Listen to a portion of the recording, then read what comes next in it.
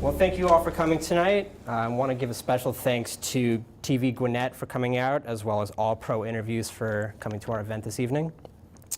Butch Reiser is a human resource expert with over 25 years experience in the human resource field.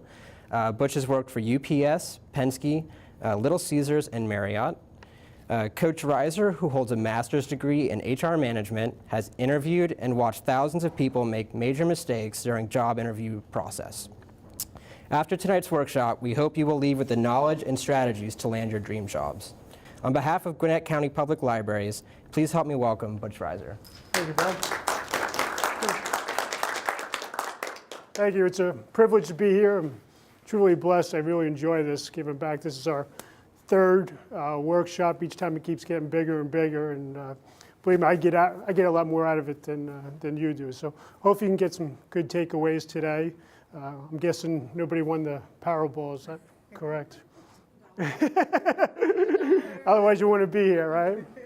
Well, what I like to do is kind of go over 12 steps to get an interview, and then I like to go over some resume tips, and then depending upon how the time goes, we'll go over some questions, what I consider the top questions on an interview, and then what questions to ask, what should you ask, what shouldn't you ask. So we'll get into that. Like Ben said, I've been doing this for going almost 27 years now. So I've interviewed thousands of people. I've looked at over 10,000 resumes, and I've helped hundreds of people. So I don't give advice, I give recommendation. If you talk to other HR people or recruiters, you'll probably get 10 different recommendations. But I can just tell you what works for me and what I look for when I'm hiring somebody. So right now with Little Caesars, I'm the region HR guy, and I do part-time interview coaching and resume writing on the side. So I really enjoy it. And as we go along, I'll answer questions. If we do get backed up, though, I might say, well, let's hold off to the end. So depending upon if time allows us, you can raise your hand if you have a question on something, and I'll be happy to answer as best I can. Sound good? All right. Well, thanks again for being here. If you could take out the piece of paper if you haven't received it, 12 steps to getting the interview. So these are my tips for at least getting the interview. Get your foot in the door, get that interview. That's the most important thing. You got to have a plan. You got to have a plan. So what do you want to do? What are you passionate about? What do you enjoy? What are you better at than somebody else? Have a plan. What do you want to do? You can't just say, I want a job. You got to have a plan. If you just kind of shoot from the hip and really not sure what you want to do, and you talk to your friends and neighbors, you might be in between jobs, what are you going to tell them? Well, I kind of do customer service, and I kind of do this.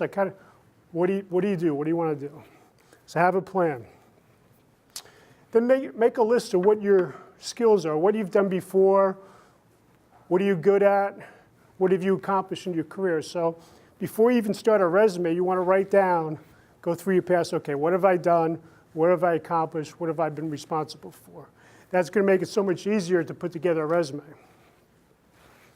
So once you get that list, also volunteer work. People always say, oh, should I put volunteer work? Absolutely. Put your volunteer work, any clubs, any organizations that you might have belonged to. Anytime you volunteered, you definitely want to put that on your resume. If you don't have experience, guess what? Especially when we see some young guys here. If you don't have experience, volunteer. Everybody loves free labor, right? If somebody came to me and said, hey, I want to get into HR, kind of tough field to get into. Matter if I come help you out for a few hours a week. Come on out, I got plenty of work for you. All right, so everybody loves free labor, so volunteer. You can always add on your resume. It will definitely help you. All right, your resume needs to be tailored to each position. You can't just have one resume. It has to be tailored to each position. And what a lot of people make the mistake is they keep firing off resumes, 100 companies, or you can even set up that it'll automatically apply through Indeed to a bunch of companies. You have to tailor it specific. And that's why I say target maybe 30 to 40, 50 companies that you're really interested in. Target those companies. This way you can specialize and focus your resume that's geared to those jobs. So target those 50 companies. Don't be shy to let your friends, neighbors, anyone know that you're looking for a job. 70% of jobs are filled through networking. 70%. And believe it or not, there's a lot of companies that actually post jobs out there they're not even hiring for. They just post jobs out there to make it look like they're growing. It's terrible, ain't it? So they're showing their competition, hey, we're growing, we're hiring, we're moving, they ain't even hiring.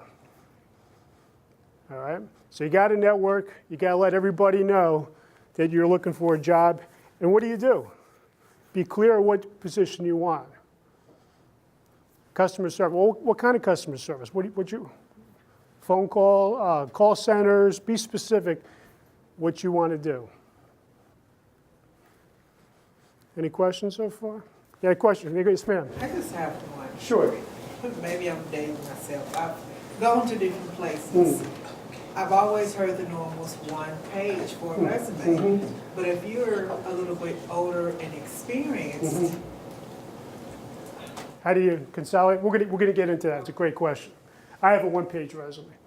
I fully believe one-page resume. But we're gonna get into that. Good question. Any other questions? Okay. LinkedIn profile. How many people have a LinkedIn profile? How many people have a professional picture on their LinkedIn profile? All right, good. You got to be on LinkedIn. Someday, probably in the not too distant future, resumes are going to be going away. It's all going to be LinkedIn. Got to be on LinkedIn. I interviewed a gentleman the other day, and I looked him up on LinkedIn, and he's having a glass of champagne, his LinkedIn profile picture. Can't do it. It's got to be professional. Got to be a professional picture. I had another guy interviewed. I looked him up on LinkedIn. He did a selfie. That was his picture. Facebook, you can kind of get more creative. And that's a whole other topic there, Facebook, especially with the young guys. But LinkedIn, you got to have a professional picture on there. Also, when you're heading on LinkedIn, I could teach a whole class on LinkedIn. You're heading on LinkedIn, you got to let everybody know that you're looking for a job. Recruiters go to LinkedIn. That's how they find people. So you're heading, where it says what type of job or whatever you say, I am currently looking for opportunities in blah, blah, blah, blah, blah. So let everybody know out there that you're available and you're looking. Any questions? All right. I had a question on that. Yes, sir. What if you currently have a job, but you're looking Elsewhere? Yeah. Yeah, your current employer is probably going to look at it. So just, yeah. You don't want to lose your current job, so good question. But you can still reach out to recruiters through there, and there's other avenues, even though you're not blessed into the world that you're looking. Business cards. If you go to Vista, you can get a business card made up for like $15 for a stack of them. That's what I have. Anyone you meet, you want to give your business card to, with your name, phone number, LinkedIn address, and what your position either you're looking for or your skills that you're interested in. Business cards are great. You pass them out, all your friends, family. It's another great way to network and get your name out there. And it's relatively cheap. It doesn't cost too much money. Okay, let's see what else.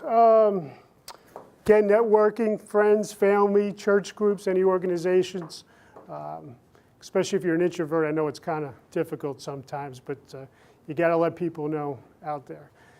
If you can't tell, I'm from New Jersey, and I'm a Yankee, so I apologize, but you got to let your people, friends and family know that you're in the market and that you're looking. So nothing wrong with that. Everybody goes through downsizing and changing jobs at one point or another. So I've been in Atlanta for since 2000, And when I go home back to Jersey, my friends and family, they say, well, Butch, you're country. I'm like, what? I know we got some Yankees, so if you might need a translator if you can't understand me, so I apologize. But again, networking, unfortunately, is the name of the game. Okay, recommendations on LinkedIn. So you can ask for recommendations for referrals and so on. You want to boost up your profile on LinkedIn.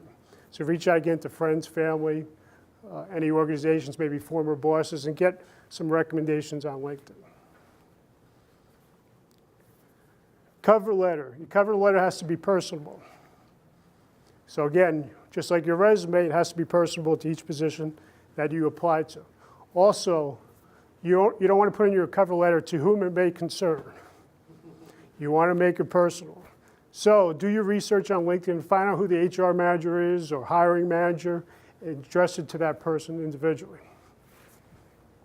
You want to hear a trick how you can get your resume read? I bet my kids' college education on this one that it will get read. Put it in the mail. Nobody gets mail anymore. It used to be that the CEOs, the secretaries kind of used to screen resumes and coming through the mail. Nobody gets any mail anymore. If you address it, personalize it to somebody at a company or an HR, I guarantee it's going to get read. Nobody does it anymore. Those were the good old days, right? All right. What I also recommend is creating a chart to get organized and track your performance. So each Monday, Tuesday, it's a full-time job looking for a job. If you're working now, you can have 2 full-time jobs if you're looking. So some people say, oh, it's better to get a job. It's easier to get a job when you're working. Yes and no. I mean, it's a lot of work. You got to put in 40 hours a week to look for a job. So what I recommend is track your progress. How many resumes have you sent out? How many people have you contacted? Any networking groups, functions you've been to? And track your progress. How many hours you actually put in of work? Because it is work. Questions, comments? Yes, ma'am. What about for students? I'm getting ready to graduate. Okay, good. And the LinkedIn profile is, if I take my past experience, has nothing to do with what I'm doing, what my degree is going to be in. Okay. So how do I Tweak it or? tweak or justify that? Good question. I mean, you still want to put your past experience, but again, on your LinkedIn profile header, looking for opportunities and looking to make a career change into nursing or whatever that might be. And then you want to start networking with people in that field that you want to be into. So there's different groups, depending upon what you want to get into. Start joining some of those groups and meet other people through LinkedIn. Also, a great idea too, excuse me, is to copy their profile. So if you see somebody you like and, hey, that's the same skills I have, copy and paste. And just tweak it to your own instead of recreating the wheel. Questions? The cover letter. Cover letter, yes, ma'am. Say personal, how personal? Again, you want to make it to that. If you can find a name in the company, you want to address it to that person. So again, go through LinkedIn, Google, the company's homepage, find out who the decision makers are, and address it to that person. Yeah. And what you also want to do is you make sure on your cover letter, you put when you're going to follow up, and you follow up. Mr. Reiser, here's my resume, blah, blah, blah. I will follow up with you on January 26th. I know you're very busy, blah, blah, blah. And call January 22nd. 90% of the people never follow up. Actually did. You followed up? The Good. position was Good. available. I Good. applied for it in December, and it seemed to disappear. So I sent her an email this week, and I'm like, resume, second, just trying to I'm like, okay, well, nobody called, you know how they send it out saying, Yeah. okay, we got your resume. Yeah, yeah. We're gonna look at it. Yeah. I'm thinking, okay, fine, I'll hear from them soon. And when nobody called and the position reappeared, I was like, I don't know what happened. So when I resent her my resume, she called me for an interview. And I was just shocked because I was like, I did everything that you Right. needed me to do the first time. I just didn't understand why I needed to go again and Right. check up on it. Yeah. Well, it's persistent, that's good. Usually, this is the best time of year, actually, because December, people are on vacation, and this and that, and so January is the best time of the year to look for jobs. So this is usually when the new budgets come out, people start hiring, there's a lot of activity going on now, so it is a real good time, so. Good. Any questions, comments? Yes, ma'am. Do you think an individual needs a professional account on LinkedIn, or can you do the free one, or? Yeah, LinkedIn's, there's no sense paying for the upgrade or anything like that. The free one is perfect, that's all you need. That's more for recruiters and companies. Good question. Yes, sir. I read that the average resume, you said keep it one page, you only spend 5 to 10 seconds looking at it. 6 seconds. Okay, so how do you make yours stand out? Like my sister, she has to hire people, and they say they'll have a full-time, part-time job, and they'll get 120 resumes, and she has to narrow it down to 10 for interviews. So how do you get? Good question. We're going to get into resumes right now next, so great question. But yeah, 6 seconds, that's all you get to make an impression. So resumes are going to go into 3 piles. The good pile, the maybe pile, and the, Trash pile. there you go. So how does your resume stand out? We're going to get into that next. Great question. Anything else on 12 steps? I just wondered, somebody told me a while ago, don't use your old email address that you've had forever, like it should say Gmail, or it should say. Good question. You're saying LinkedIn, but like, if mine still says bellsouth.net, Yeah. hey, does that pay you as a? We're going to get into that next. Great question. But yeah, you want to have a professional email address. Big Daddy, Big Mama. Won't work. And I see them, believe me, I see them. Barbie Mom, you name it. All right, let's go over some great intro to going over some resumes, do's and don'ts. The rule of thumb for a resume: if a high school senior can look at your resume and say, and can figure out what you've done and what you want to do, that's a good resume. Guess who looks at resumes? Guess who screens resumes? Recent college graduates, the spouse's husband or wife of the business, temp agencies, people, most of the time it's people who have nothing to do with the job. That's who's looking at your resume. So if you got 6 seconds, you got to hit those key words that are in the resume to make sure it gets in that good pile. Yes, ma'am. I was told by someone the best way, if a human is not looking at your resume, if the white space, pull out some words from the job description and place it in the white space. So you'll get in the good pile. Correct. Very good. Yes, you want to have keywords, what I call nuggets, buzzwords. So whatever the language they're using in the job description, that's why you have to have several different resumes. You have to take those key buzzwords and make sure you put it into your resume. Because sometimes if it's a big company like Google, they're getting thousands of resumes, they have a computer scanner. But most small and mid-sized companies, they have a recruiter. And again, 9 times out of 10, the recruiter doesn't really know much about the position. So they're trained to look at the keywords as well. Great question. All right, all you need on your resume, top of your resume, is your address, email, phone number. And I would just recommend, if you don't mind working in Atlanta as your city or town, I would put Atlanta, or put your next biggest city or town.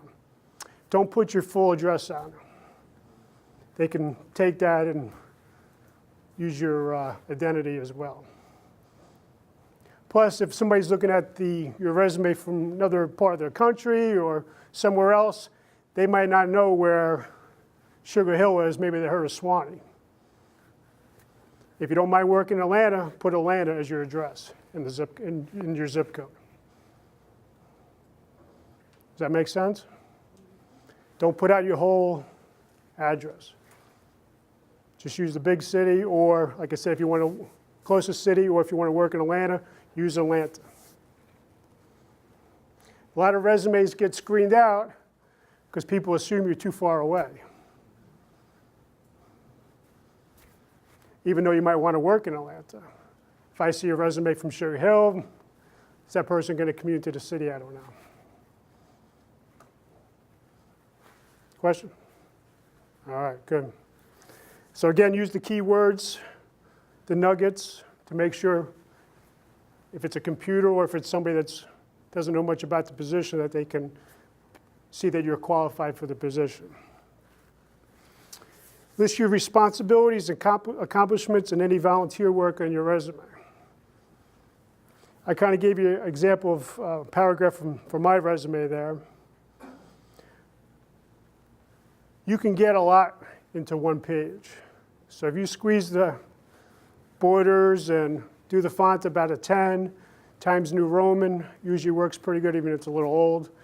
You can get a lot on one page. A lot of people put objective on the top of their resume. My objective is to work for a growing company in a financial industry with blah, blah, blah, blah, blah. Don't put an objective. Your objective is to get a job. I'll figure out where I can put you. Your objective is to get the job. So sometimes a lot of people pigeonhole themselves. I want a customer service sales job and blah, blah, blah. Don't pigeonhole yourself. Keep it broad. So don't even put an objective on there. You can put a summary, maybe a couple sentences if you want, or just go right into what your most recent job was.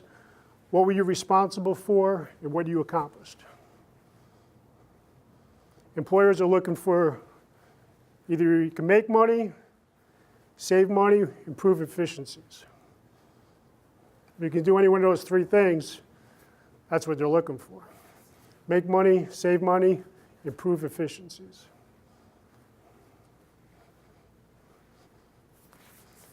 Any questions? With the dates, if you've been out of work a long time, then I would just put the years. Usually about 6 months is kind of the rule of thumb. So anything less than 6 months, then you can put the month as well. But if you've been out probably over 6 months and you just want to put the year, 2014, 2015. Okay? All right, use present tense. If your current job is if you're working or an internship, use past tense for responsibilities that you've done in the past. Proofread your resume. You wouldn't believe how many typos I see. If you're applying for a job and you get a typo, automatic, I don't care how qualified you are. Also, make sure it's the same layout. Sometimes people write sentences and they'll use a period, and sometimes they won't. Again, attention to detail. Keep it consistent, the same format. Good rule of thumb also is to read your resume backwards, because spell check doesn't always pick up. It could be the wrong word, but the right spelling. Have somebody else look over your resume a few times as well. You guys awake? You sure? I'm not scaring anybody, am I? All right, good. Personalize it. When you save your resume, it's a real good idea. So you save it on your computer to make it for what, say, butch.hr.ups, if I'm playing for a job at UPS. Because what happens is when you send your resume to somebody, it'll make it much easier for them to pull it up. And plus, it's a good idea to keep you organized. Oh, I sent that resume to that company, because, again, it's going to be a little bit different for each company. So when you save it, personalize it to that specific company or job. Sound good? All right. Also, what I did, I had like an Excel spreadsheet, and I would, just to keep me organized, what companies I applied for, what date, when I'm going to follow up, who my contact person was, where the position was, and sometimes when you fill out an application, they ask for passwords. So you don't go crazy, remember passwords. You could put the password there as well. So it kind of keeps you organized. And then, okay, I haven't heard back from that company in 2 weeks, let me make a phone call. And then this way, and you could have the years, okay, 2015, 2016, something happens, you can always go back and, oh, yeah, I remember that person at that company. I had a real good interview there, didn't get the job. I'm still interested, maybe I'll follow up. Good. All right, let's see. Voicemail greeting, here's another one. I don't like babies. I like rap music, but I don't like it as a voicemail. Heavy metal. People have the craziest voicemails. Keep it professional. Hi, this is Butch Reiser. Sorry I missed your call. Please leave a message. I'll return your call shortly. Keep it professional. And I would only put your cell phone number on your resume. People put their home numbers and stuff. If a company calls your home number and your kids answer the phone, or you don't get the message, or maybe you're cooking or cleaning, just use your cell phone number. Now, if you're busy at the store and you get a call and you're not sure, I wouldn't pick it up. If you can't answer it, I will let it go into voicemail, then call the person when you can back. Because you only get one chance. So you're better off letting the call go into voicemail, calling them back when you have the opportunity to speak, as opposed to, you're in Kroger and you're trying to return a call. Okay? All right. Getting a little bit to the interview. You need to be prepared to tell a story for each one of your accomplishments on your resume. And I like the acronym STAR. So be prepared to, when you use the word STAR as an acronym, what was the situation or task that you were responsible for? What did you accomplish? And the main thing where everybody screws up is, what was the result? So this is kind of like a behavioral-based question. Tell me about a time when you, so you have to tell a story.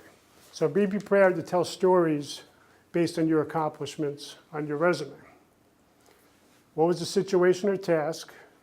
What was the action? And the most important thing was, what was the result? It's kind of like watching a movie. That's why I like STAR. All right, first 10 minutes kind of sets a tone. Then you get the action.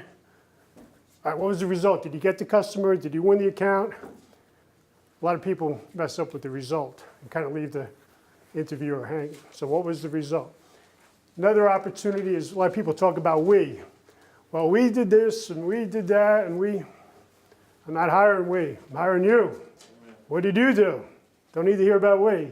I led the team, that's good. I did this, I did that. You need to pat yourself on the back in an interview. Can't be modest. You got to sell yourself. Yes, ma'am. If you're changing industries, I'm going from transportation to healthcare. Two separate, different worlds, but I was in healthcare before I came to Georgia. Okay. So someone who's in healthcare has no idea about transportation at all. So how do I relate what I did in transportation, since it's the most recent, to something that they're going to be able to connect with in healthcare? Good. What you need to do is, what's those transferable skills that you had in your transportation job? Customer service, leadership, organize, fast pace. So those are the things you need to talk about, how those skills will translate. Good question. Yes, ma'am. What's your recommendation if the recruiter who calls you says that it's a contract role, but you really want a full-time position? Or they say it's contract to full-time, but we don't really know when. Or also if you prefer working virtual or at home, and you're not sure if they'll allow that. When do you bring that up? Sure. Is it the first interview or? In fact, I interviewed somebody yesterday, and when I asked them what questions, this is one of my things. What questions do you have? Well, what's the benefits, and what do you do, and how much time off do I get off? No. It's kind of like The Bachelor. People say, interviewing's dating, it's a two-way street. Until you get that final rose, it's not a two-way street, all right? So the employer has all the cards until you get the job offer. Then at that time, you get to make the decision whether it's right for you, what you can negotiate, what you can't. I would always recommend, temporary is better than nothing. Get your foot in the door, get to prove yourself. You can still look while you're got a temporary job. I've hired quite a few people started as temps just to get the foot. Again, it fills up the experience and get a chance to prove yourself. More companies, with the way benefits are going, healthcare, and more companies are going to temporary first. So. And you can still put it on your resume, so you're welcome. All right.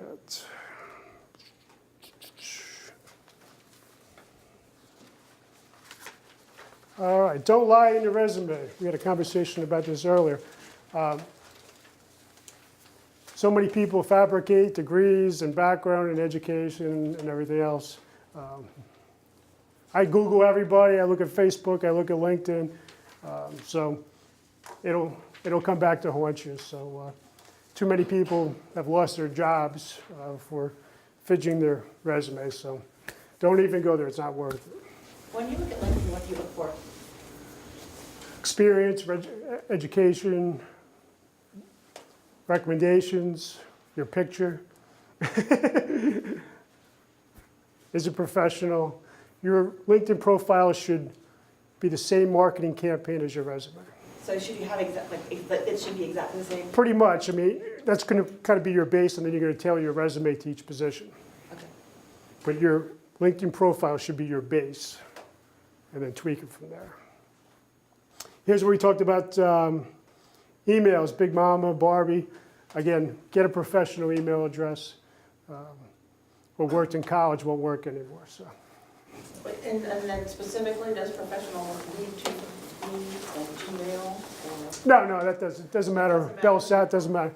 Yeah. Like That doesn't say, oh, she's really. Like Butch and Melissa Reiser. That's what you mean. Yeah, that doesn't work.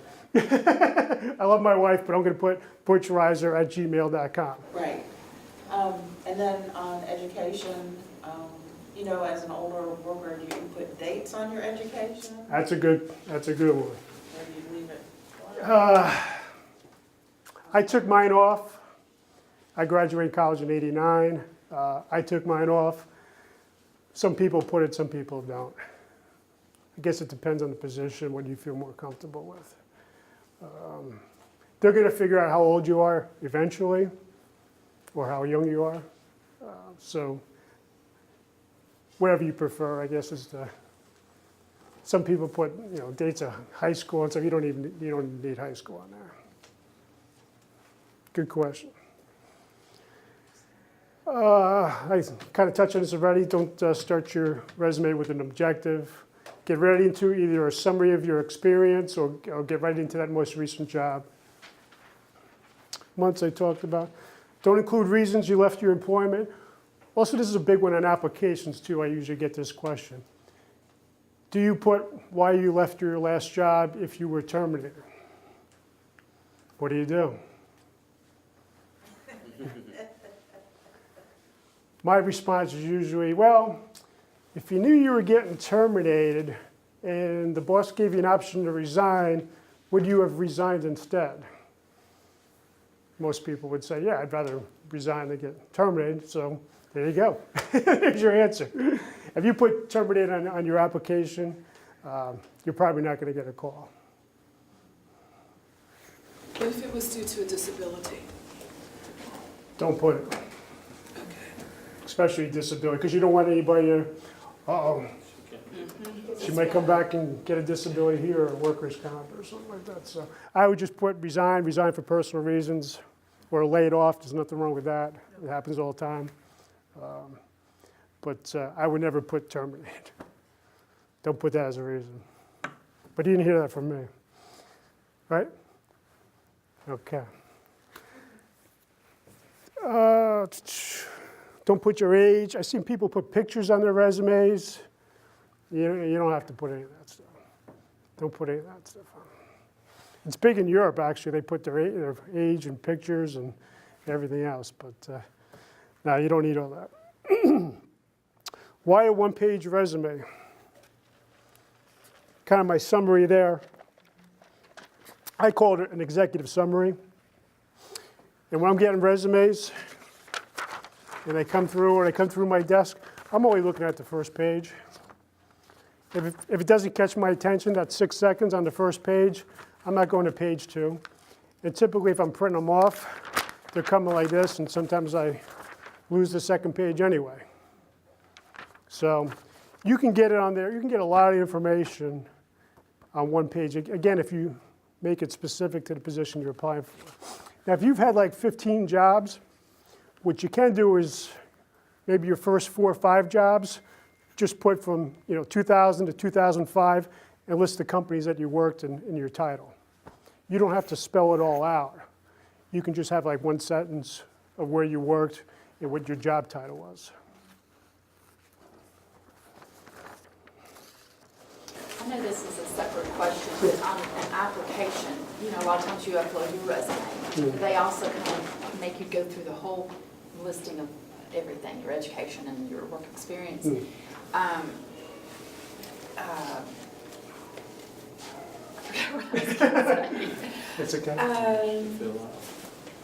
How much How information? how far back do you go? Because sometimes they're looking for gaps. I mean, sometimes I say, I don't want to add another work experience because it just keeps going So and much, going. yeah. 5 years, I've done background, Yeah. checks before, and they just look at 5 years experience.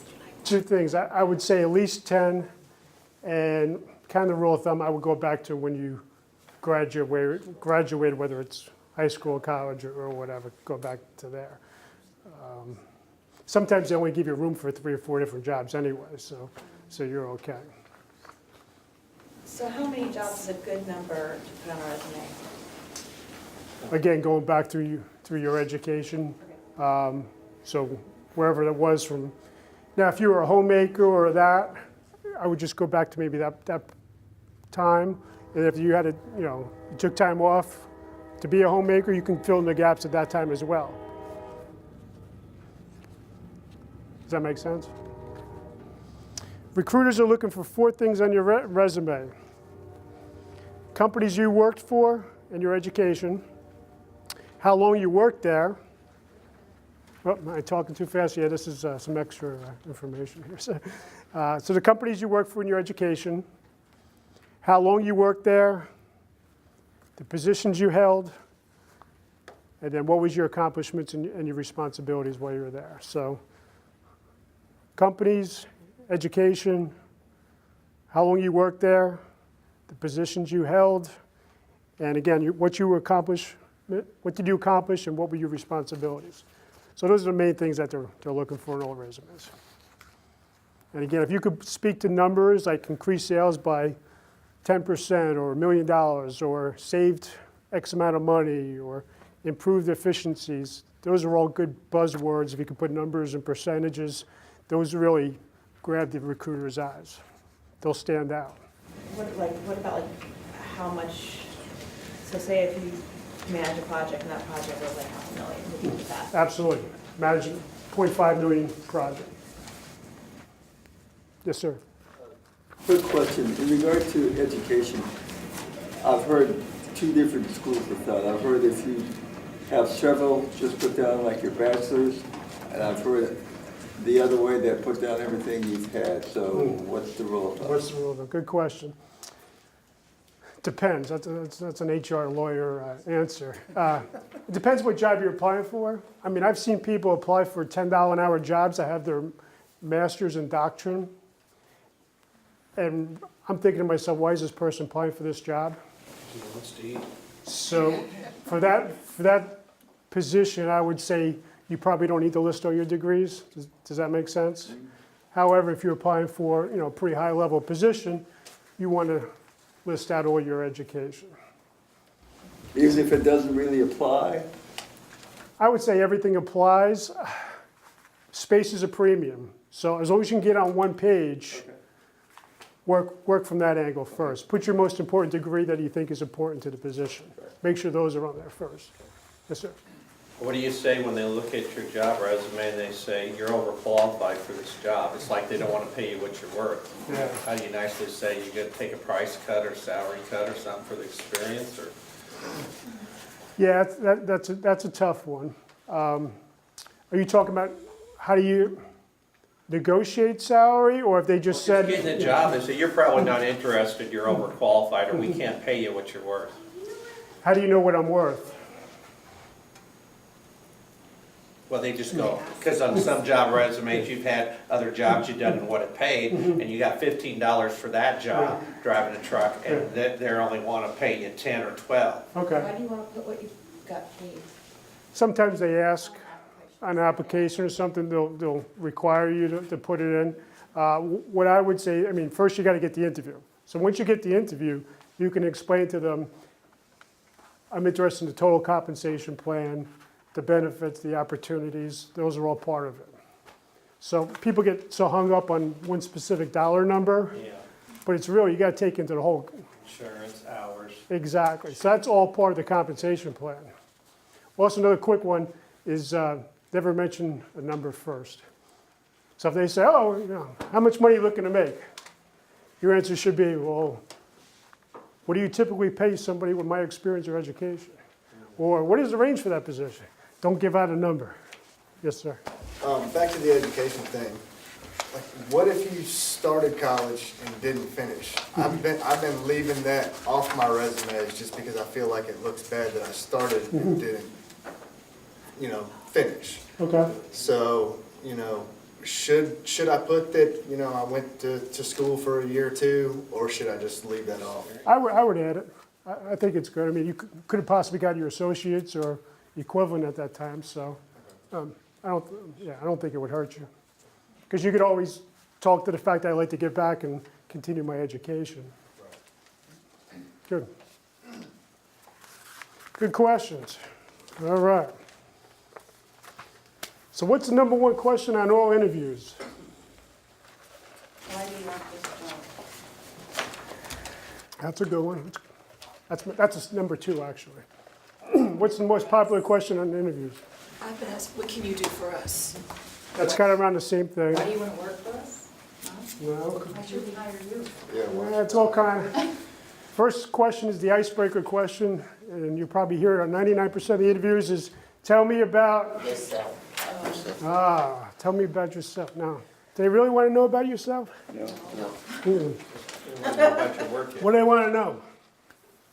skills and work history. They got a problem, and they want to know how you're going to solve it. It's so important that you answer that question correctly because it sets the tone for the rest of the interview. So, there's a way to answer that question. First you want to do is, Mr. or Mrs. Reiser, I'm pleased to be here and to share with you why you should hire me. So thank them and explain to them why you should hire me. I use my finger as 5 points then. So start with your education experience, and then you go to your pointer finger, which is your expertise. So hopefully whatever your expertise is the number one thing that they're looking for. So if they're looking for leadership or sales or whatever that one big thing you see in a job description over and over again, that's what your expertise is. Then you want to get into those transferable skills. You'll see some other words, buzzwords in the job description. Could be communication, could be organized, could be analytical, leadership, whatever those other transferable skills are, you want to include that in your tell me about yourself answer. And the last thing, most important, is what value you can bring to the position. What can you do that somebody else can't? Typically when you get to an interview, it's going to be probably 5 people, all similar skills, education. It's the person that's the best fit and can add the most value. Most of the time it doesn't go to the most experienced person. It's who's going to fit in well with the team, who do I like, who can bring some extra value to the position. So your answer has to be 1.5 minutes to 2 minutes long. All of your answers should be just about 2 minutes. There's only one answer, one question, that you need to keep it short and sweet. Anybody know what question that is? What are your weaknesses? That's the fastest answer, boom, move on. I always ask that. What are your strengths, 3 strengths and 3 weaknesses? 3 strengths, 3 weaknesses. Keep the weaknesses to a minimum. Quick answer on the weaknesses. You don't want your weaknesses to be one of the top requirements for the position. So, if it's a customer service job, you're not going to say, well, my weakness is dealing with people. No. It could be something totally different. Don't make it one of the core job responsibilities. So that answer you want to keep short and quick, to the point. Here's the second biggest question. Why do you want to work here? Or why should we hire you? Something along those lines. That's the second biggest question you'll hear. How you answer that question is very important. You want to start off by saying you admire the company. You've admired your company a long time. You do great things. You give back to the community. My grandfather worked for your company, whatever it might be. I went to the same college as you and been following you for a long time. Second thing is what you're going to learn from the position. I believe I will continue to grow and learn new skills and develop my own self as a professional in this position. I will be challenged. And then the last thing, you go back to how you can add value to the position. I can increase sales, I can do this, I can do that. This is the value I can bring to the position. So you admire them, you tell them how you're going to grow in the position, and then you tell them how you're going to add value. So that'll answer the question, why should we hire you? Why are you the best candidate? Why do you want to work here? That'll answer that question. 2 minutes. Some people like to talk forever and ever. 2 minutes, that's all you get. It's like a quick commercial. 1 minute's too quick. 2 minutes is just right. And then they'll dig a little bit deeper if they want to get more information from you. Questions? I have one. He mentioned about the education. I do have the years because all I do have is high school, but I did go through a couple of colleges. I just didn't finish. So do you just put the college on there but don't put a year? How do you put it on there? If you didn't finish and you want to put the years you were there, if you think it'll help you get the interview. If you think it's a bonus, put it. If you think it's going to hurt you, or if you don't have the room, then I would leave it off. So some things you kind of got, it depends on the job you're applying for. Is it needed? Do you think it's going to help you or not? All right, we've got a couple more minutes, and I wanted to just kind of go over questions not to ask and questions to ask. So you don't ask anything that is going to benefit you. It's not about you. So benefits, salary, work from home, vacation. What else do I got? Tuition reimbursement, travel, whatever. Anything that's going to benefit you, you do not ask until you get the job offer. Also, don't interview the interviewer, like happened to me today. So what do you do? So how long have you been there? So your questions have to be important. You only get a few questions, so they got to be important, they got to be meaningful. Don't ask a question that you couldn't find on the internet. You're wasting my time. You didn't do your research. So only ask important questions. So what are those questions you might ask? Here are a few good ones that I like. What would success look like in a year? It's a good question. Why is the job open?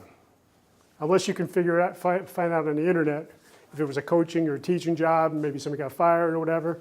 But if you don't know, it's pretty important to know what you're getting into. So why is the job open?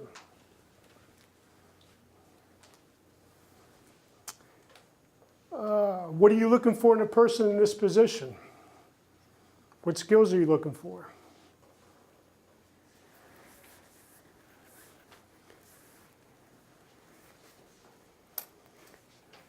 It sounds like you are looking for someone who can XYZ. Is that correct?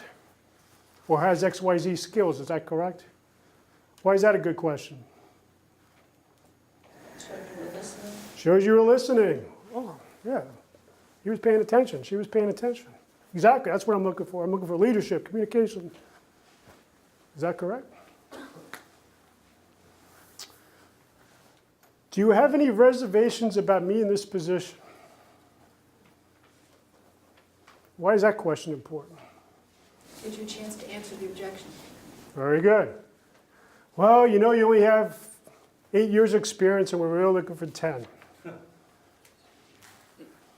It's kind of like, well, we ran out of chocolate, but I can give you vanilla.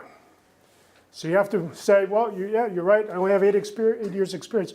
But let me tell you about my volunteer work. Let me tell you what else I've done. It gives you a chance to rebuttal any red flags they might have.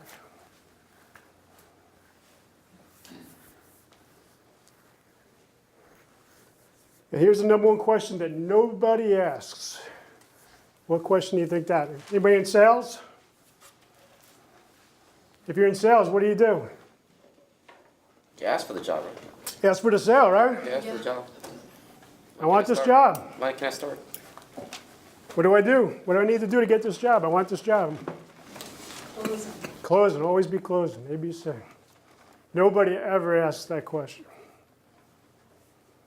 It's typically, well, I guess you know you're going to be calling me in 2 weeks or you'll get back to me, right?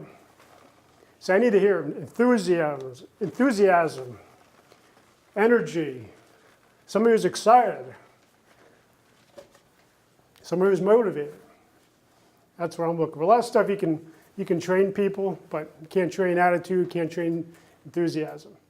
So if somebody doesn't have it, if you don't show it on the interview, okay, that sounds good, all right, yeah. All right, great, when can I start? Sounds good, I'm ready. Give me some energy, give me some life. Give me something. I got enough dead wood around here. Comments, questions, concerns? I have a question. Resumes, are your services for hire? Sure. How do we go about that? Sure, I have my business card here. Love to help you. It's kind of a part-time gig for me. So you can email me. I can take a look at it. Feel free to reach out to me, connect on LinkedIn. I'd be happy to take a look at your resume, give you some constructive criticism or, Does that come and at a then, cost? what's that? Does that come at a cost?